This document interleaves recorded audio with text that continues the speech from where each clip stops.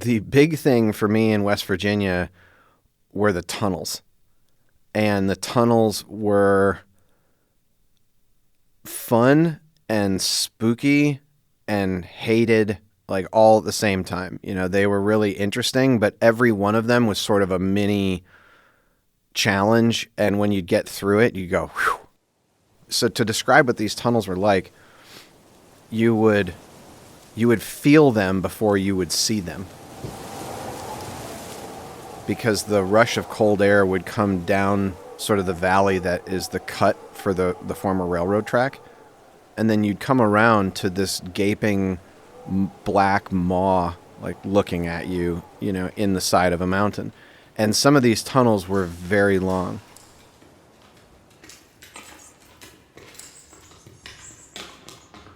You know, they're like 30, 40 feet above you. You can't see anything. And bears like to go into them. So you never knew exactly what was directly ahead of you. And I would say the only real relief was if you were in a tunnel that was short enough, you could see the light at the end of the tunnel, and you would know if there was really anything superimposed ahead of you that you don't want to meet. But in some cases, the tunnels had a slight arch to them, such that you would go in and you couldn't see the light at the end of the tunnel. And you would just be walking and leading the horse, in this case, Handsome Larry, you know, leading Handsome Larry through the tunnel and just, like, you know, putting one foot in front of the other. So you're just kind of hoping for the best. And you could hear bats and all sorts of stuff like swooping around you, and you'd pop out the other side and you'd just be like, whoa.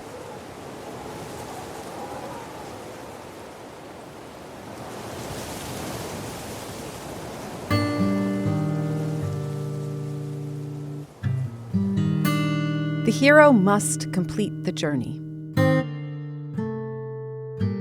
The hero returns with boons, the insight that all has been simultaneously learned and unlearned. The goal achieved, unearthing new truths. Wesley, the once dread pirate Roberts, rides off with his love and a new cadre of compatriots he hadn't realized that he'd needed all along.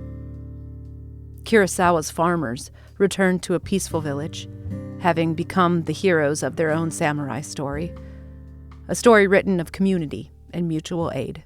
Tiana, a one-time frog, opens a New Orleanian dream restaurant, carrying the recipes of her family by blood and holding within it the family acquired along the journey.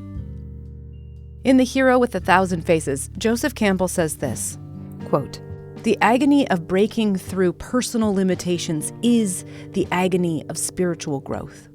Art, literature, myth and cult, philosophy, and ascetic disciplines are instruments to help the individual past his limiting horizons into spheres of ever-expanding realization. As he crosses threshold after threshold, conquering dragon after dragon, finally, the mind breaks the bounding sphere of the cosmos to the realization transcending all experiences of form, all symbolizations, all divinities. A realization of the ineluctable void." End quote. That is to say, the realization of the inevitable expanse, the great unknown.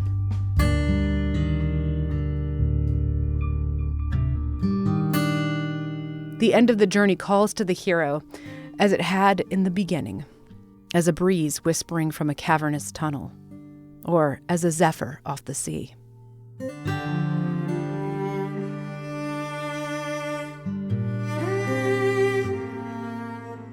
This is Rite of Passage. I'm Laura Weber Davis. Chapter 12, The Ocean.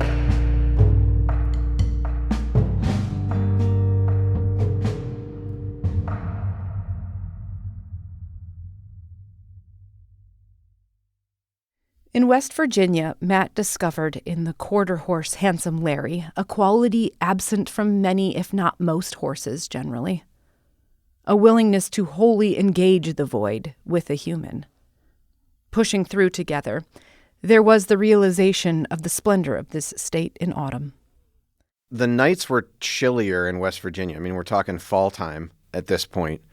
West Virginia has, it is a seriously rugged state. You could see vistas and canyons and trails and rivers and landscapes as beautiful as anywhere else in the world right there. And, and it's a hop, skip, and a jump away from, all these areas in the eastern seaboard. Matt and Handsome Larry had ridden together through Ohio, bisecting the Appalachian Mountain Range in West Virginia, and were heading toward the Chesapeake and Ohio Canal, the C&O. As Matt neared the canal, his mind was in Ann Arbor. His journeyman Silver was still healing at his parents' farm. Here's Bill Parker. I wasn't sure that he was going to get better or be able to ride again because it was such a bad-looking wound, but it did work out, thank goodness. After 6 weeks of rest, Silver was cleared by the veterinarian to return to the trail. The journey just wouldn't have been the same to finish on any other horse. To not finish with him, it would have rung a bit more hollow, I think. Bill drove out to the C&O Canal with this Appaloosa that now carried scars from the trail, as his rider did.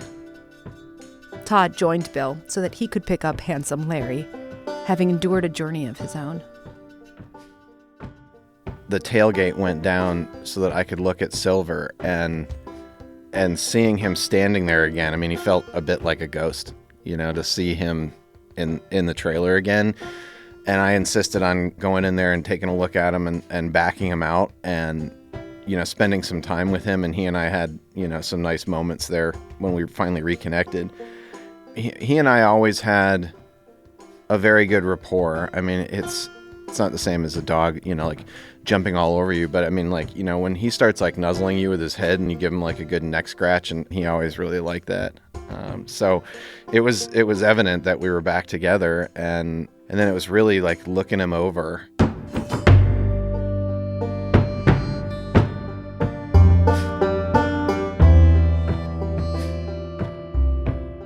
The scar tissue from the barbed wire wound was thick and tough, like the laces of a football.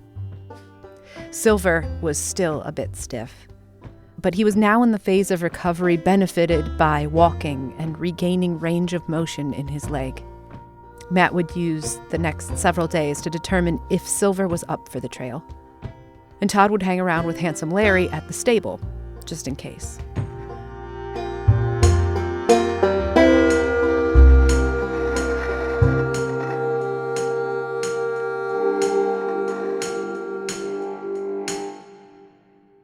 Even when Silver returned to the trail, he had some mobility issues. So the first few days on the trail, I was not really riding him. I was along the C&O Canal on the Maryland border with the Potomac. And I remember first getting him out there, and his left leg wouldn't extend quite as far. He wasn't really ever quite as fast or as he was before. You could tell, and I would do stretching exercises with him every morning and every night. On the first day I got Silver back, I went around this large oxbow bend, and one of the most beautiful things I've ever seen in my entire life was this shower of small leaves off of what might have been a pepper tree or something like that, and it looked like 100 million of these little leaves were just cascading down in front of us, and with the view of the Potomac on the right and the canal path going away from you. And I just thought, man, it looked like heaven.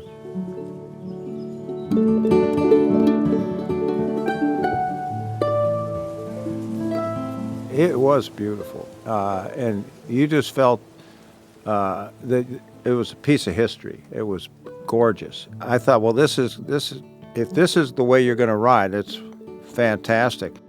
The canal runs alongside the Potomac River, otherwise known as the Nation's River. Home to the stories that helped craft this country, providing the land and water navigated by George Washington and Robert E. Lee alike. Precipitous rock formations gave way to the rush of waterfalls and swirling pools. lined by hardwoods yearning for their autumnal show. The canal was dotted with the occasional lock house and constant splendor. Matt and Silver neared the trailhead outside of the District of Columbia.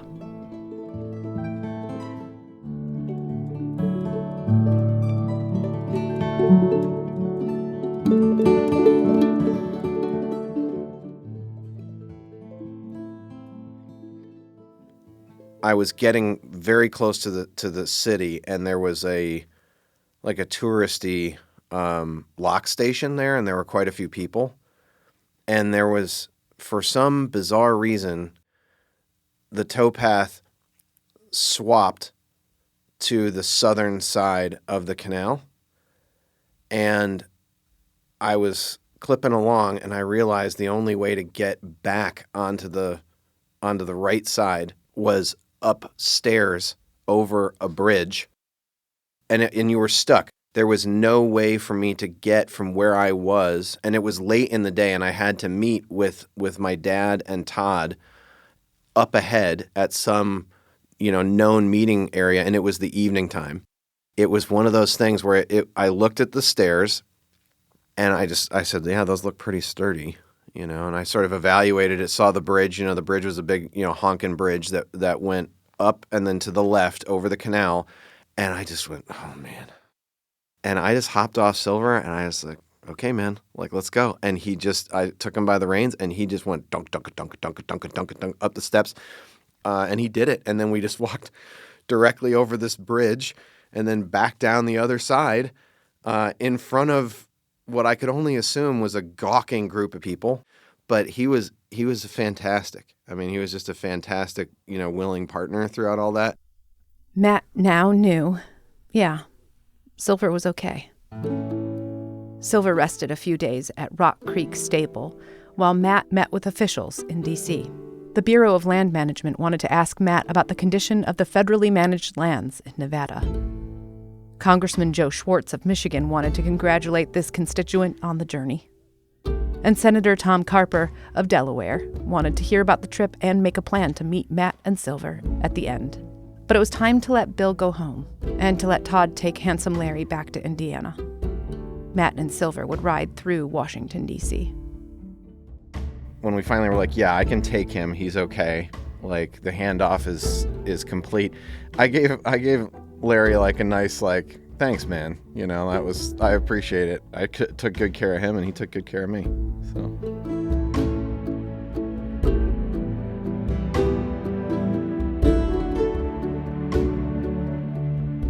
After I'd said goodbye to them and they were both on their way, I rode out of Rock Creek very early in the morning. Were you nervous? I feel like I would have been nervous. I was very nervous because, there's parts of D.C. that are beautiful. There's parts of D.C. that are that can be a little treacherous, and riding a horse through any of those by yourself is not a common occurrence. I knew where I needed to get on the northeast side of the district, and I was like, I'm just going to do it. And so I just rode out of there, and I think I was on the trails, it might have been 5 a.m. and I was just clip clopping, through the streets. Some of the streets were pretty quiet, and then you'd get through intersections that were pretty bustling and loud. Do you ever have people just rubbernecking? Everyone. What is this? Everyone. But again, there is a lot of theater that happens in that city, and it's probably not the craziest thing that the residents of DC have seen.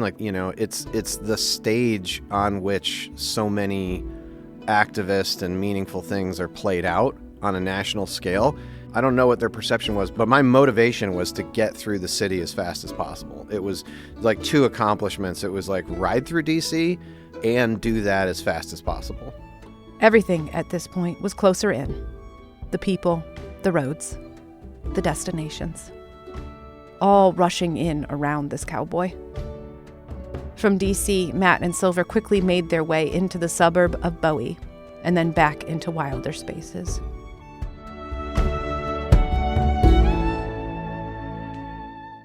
I popped out of a a trail in the nature preserve right adjacent to Bowie. And there was an older woman sitting on a park bench feeding some birds and just sitting quietly. And she looked at me very quizzically, like, where are you doing? Like, what are you doing, young man? Like, and I let Silver sort of graze around on the grass nearby, and I sat down with her, and we had a really nice talk for about an hour. And I think I couldn't help but tell her about how worried I was that the trail was finishing, and this experience was coming to a close, and I knew that I was within striking distance of being done. And I didn't know what was meant for me or what I was meant to do after that. It was very opaque to me. And she just looked at me and she said, "Honey, if you have ridden all the way across the United States to this bench, you're going to be just fine." And I have thought about that during some of the trials and difficulties I've had, and it is one of my North Stars that I never forget. And I gave her a hug and got back on Silver and, headed on east.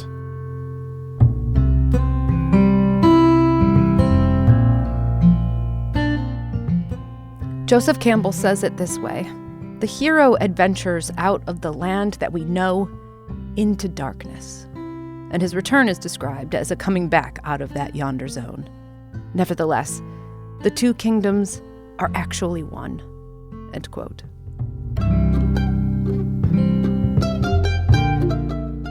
Matt and Silver approach the span that connects the D.C. region with Delaware's peninsula. The Chesapeake Bay Bridge is a 4.5-mile-long highway, and it was the only way to get to the Atlantic Ocean without veering nearly 100 miles off course. Matt was loath to drive any portion of the trail. But transportation officials said no. They couldn't stop traffic for him to ride Silver over the Bay Bridge. He'd have to put Silver in a trailer. And it was only apparent to me, once I'd reconciled that I needed to be trailered over the bridge, how naive I was about the scale of that bridge, because I was sitting in the front cab of the pickup truck of the gentleman I was staying with, he and his wife, and they were approaching it on the highway, and I had purposely gotten as close to the bridge as I possibly could. Then they swooped off and met me, loaded up Silver, and we're approaching the bridge, and I'll never forget seeing it looming in the distance and how gigantic and imposing it was. And it's this big arch, going over this huge body of water. And I realized, yeah, they were never going to shut that bridge down for me. That, not a chance. And right on the other side of the bridge, they got off at the easiest place to get off. And I hopped right off and then linked up with the trail immediately. And there was actually an ADT trail marker, right there. And within a day, I was into Delaware.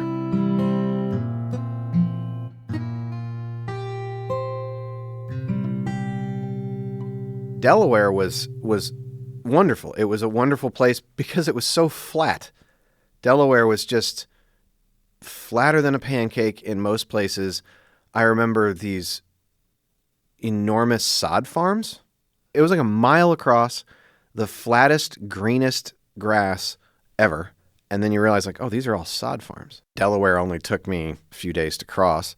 Was it just pretty much a pleasure ride the whole way through? Yeah, it was. I mean, it was, it was like one family to the next. And everybody was very welcoming. Everybody got the fact that I was really closing in on my final destination. And then when I got to Lewis, Delaware, that's when I was hooked up with Lucky's place. Matt would stay with a horse owner in Lewis named Lucky. After some time together, Lucky and his wife decided that they would gather a couple friends to ride with Matt to the ocean on the final day. Because they had horses, and he had, sort of a nice horse barn and his house and stuff. It was a very nice house. And he and his wife. And then I was introduced to Cliff. My name is Cliff Stabner, and I currently live in Delaware. I had moved down here after I retired from the New York City Fire Department in 2003 due to some lung damage sustained at the World Trade Center recovery site in Manhattan. So I was grateful for the hospitality that Lucky and his family extended to me, and we had some very good times. But I felt most honored when I was sitting next to Cliff and you're hearing him recount the heroism and truly horrible events around 9/11, which were not that long ago. We spent a few days, hanging out, drinking beer next to the fire, chit-chatting about everything. As soon as I met him, I liked the guy. I was like, this guy's he's got fortitude. I admire that in a person. You know what I mean? So it's been my experience over the years that people that dig in and they push past the hard stuff. There's some fulfillment in that. I wanted to finish the trip, and I could smell the ocean in the air, literally. And I knew that if I left their door, I could be at the beach in, one riding day easily. And I'd call my dad and I'd say, I'm getting closer, and, when are you guys coming out? And I kept getting stalled by everyone around me saying, hey, just hang out and wait. And I couldn't figure it out. There were times where I thought about having a mutiny and just packing up Silver in the middle of the night and just riding there and being at the ocean at dawn. And I was like, why are these people asking me to slow down and hang out? And my dad and I had a phone call where he's like, no, just wait. We're going to be there on November 4th. Just wait. And I was not happy about that. I'm like, I've been doing this for 2 years, and now, you want me to wait in the 11th hour. So the following day, he shows up with my mom, and what he had done was still one of the nicest, sweetest things. And then I realized in short order what was happening. So he's painted the trailer the same color as the truck, and he'd gotten decals of the names of all the horses from the trip and put them on both of the rear doors of the side-by-side trailer. And he had a huge decal made of the American Discovery Trail. I mean, it looked like a NASCAR race team had arrived at Lucky's farm. And I couldn't believe it. I just teared up. I just looked at it and I said, this is the most amazing gift. Silver, Handsome Larry, Danny the Mule, Littleface, and Smokey, all represented for the final stretch.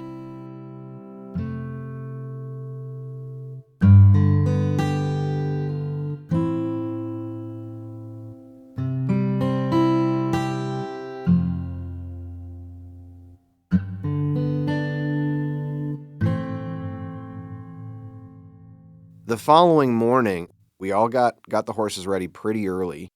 We set out. I know it was Lucky, myself, I believe his wife Barbara, and it's 10 miles from Lucky's farm to the beach. So we just went on down the road, just like we were driving to work. And the light turned. We went right across State Route 1, and there's a road called Savannah Road, which leads all the way down to the bay. So we went down Savannah Road and we passed the school, and all the kids were out waving and they had signs. They had turned out the entire elementary school and middle school, and there was a parade with a fire truck, and there was this entire, cadre of people that turned into this seemingly large parade going through, and all the kids are out there. Hundreds of kids are out there cheering me, and I was oblivious to it. I had no idea that None of what you expected. No, not at all. I was expecting, in my mind, frankly, I was expecting to finish as quietly as I had begun. And I was thinking I would slip into the ocean as quietly as I'd slipped into the Sierras, and say my piece and, say my prayers and give my thanks, and that would be it. And when I got there, that was far from it. The horse community in Delaware is small. So if one person found out that he was doing it and word spread, then I'm not surprised that a lot of people turned out to welcome him. It's a crystal blue sky. You couldn't have asked for a more picture-perfect day. It was overwhelming.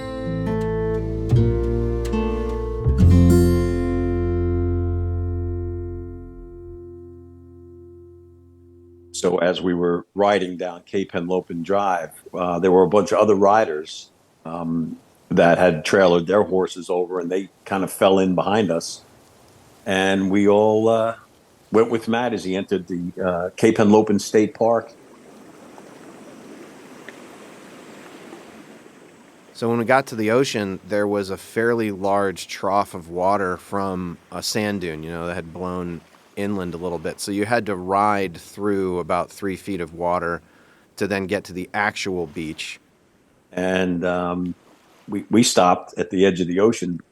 But then I just sort of took off. I wanted a little bit of space to just think. And so I took off and rode down the beach, a couple hundred yards. And there's a photo of me sitting next to Silver, and I am crying in that picture, and it's pretty apparent that I am. It's like he fell down almost in prayer. Nat's mom, Katie Parker. He was overwhelmed by, I think, what he'd been through. I mean, emotionally, physically, mentally.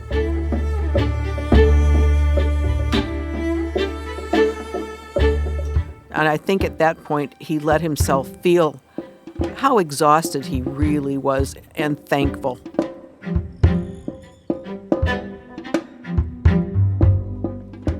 Then I came back after I'd collected myself a little bit. But he actually rode his horse right into the water. And he got off his horse and he was standing in the water.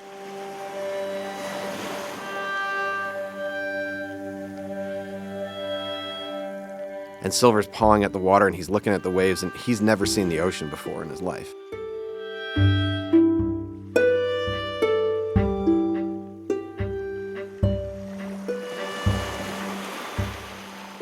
Yeah, it was an amazing end that was entirely unexpected.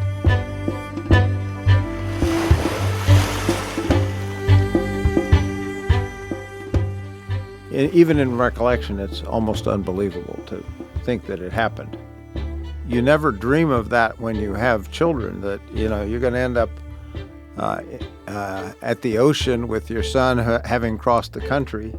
It's just you can't imagine that. It's easy to go through life and just say, well, this is too hard, or I don't want to do this or that, but it's been my experience through life that when you face adversity and you forge ahead and you come out the other side, you're stronger for that. I mean, there is something to the old adage, if it doesn't kill you, it'll make you stronger.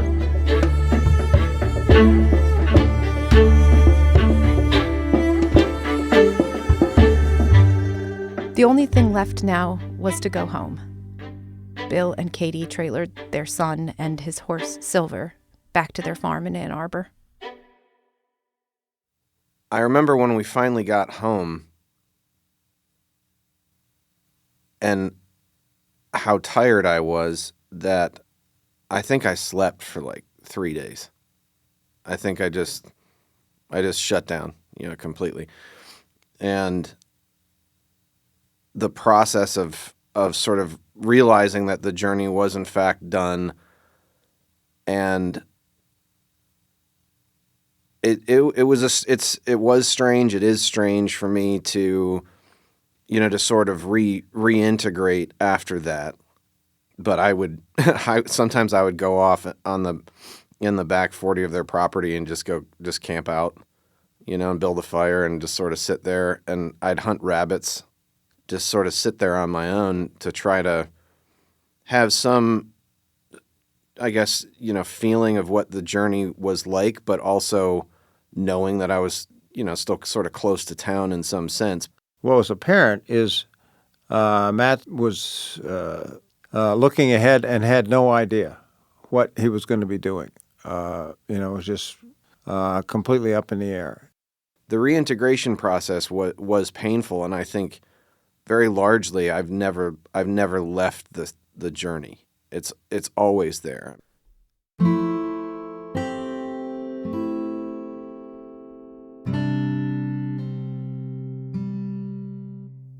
Joseph Campbell says the returning hero, to complete his adventure, must survive the impact of the world.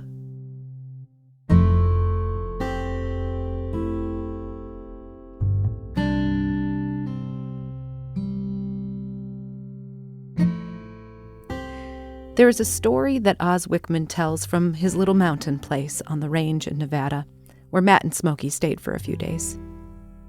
It's a story of the day that Matt left the peaceful home and got lost.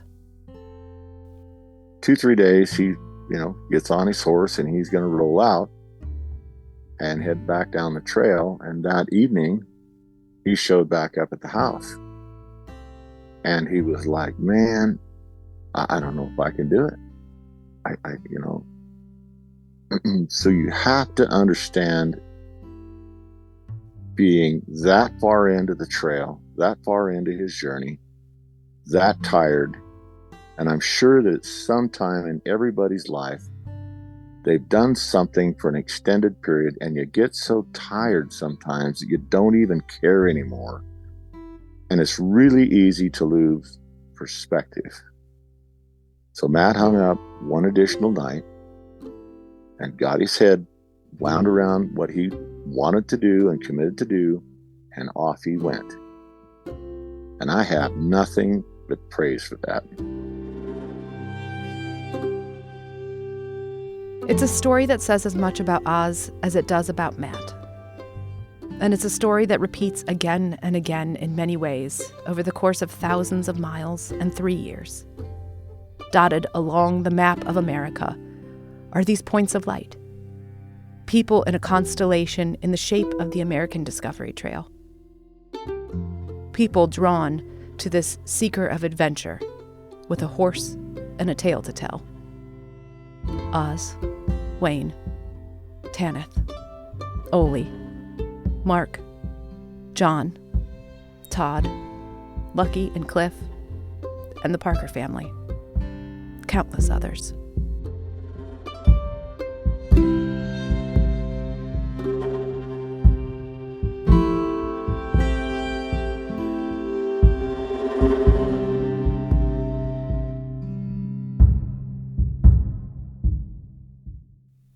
There are people on the trip that either they saved the trip, they saved me or my body or my soul. And were it not for them, this would not be happening. There is nothing self-made. There is nothing accomplished in isolation or in a vacuum. Everything about this journey was about help. It was about self-help. It was about helping others. It was about how to receive that help in some cases, because sometimes receiving help can be difficult, and providing help in return. It is the most special thing to me about it. And it has always made me uncomfortable to talk about the trip, because the simplest, most reductive way of explaining this journey or anyone else's journey is to see it through the lens of solo horseback rider across the country. But that's not accurate. I was never alone.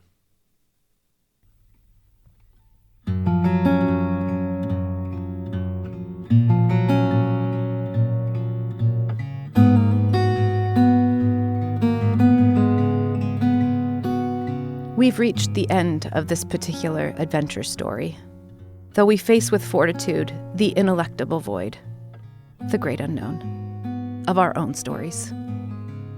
Thanks to Matt Parker, his family, and all the folks along the trail for sharing their stories. And thanks to Rachel Ishikawa and Bob Scon for helping shape the telling of this story. A special thanks to you for joining us. We'll be back with a brief epilogue, updating you on Matt and the horses in the new year. This has been Rite of Passage. I'm Laura Weber Davis. Thanks for listening.